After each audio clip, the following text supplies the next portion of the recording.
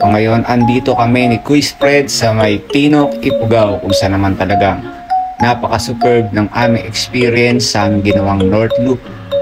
Siyempre, nag-stay kami rito ng isang gabi para magpalipas dahil inabot kami ng malakas na ulan sa napakagandang lugar dito sa norte. Kita nyo naman ang tanawin. So, na-experience namin dyan yung mga rough road, basang kalsada.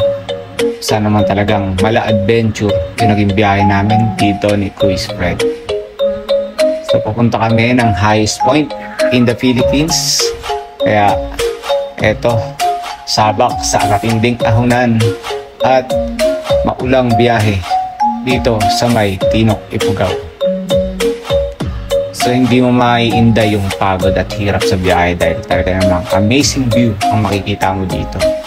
Kumbaga, nature's lover ka, swak sa'yo ang biyahe na to. So isa talaga sa mga pabalik-balikan ko pagdating ng panahon ay ang biyahe namin dito ni Quiz Fred sa may Tinok, Ifugao. Sa part ito ng ginawa naming North Loop kung saan dalawa lang kami. Before, marami kaming kasama.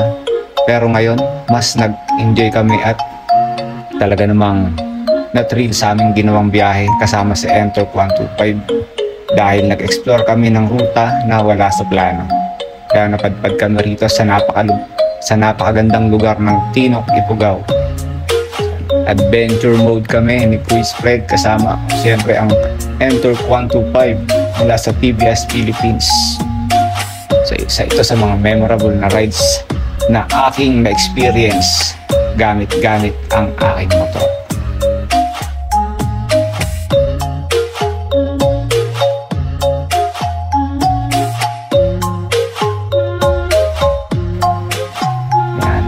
May mga truck din na dumaan kung saan binati natin sila dahil bihira lang yung mga nakasalubong natin dito sa lugar na to.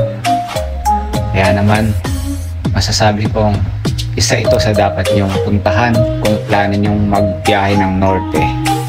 Siyempre after ng aming biyahe, it's time na para bumalik ng Maynila, umuwi para siyempre i-enjoy yung moment na aming na-experience dito sa biyahe namin sa norte.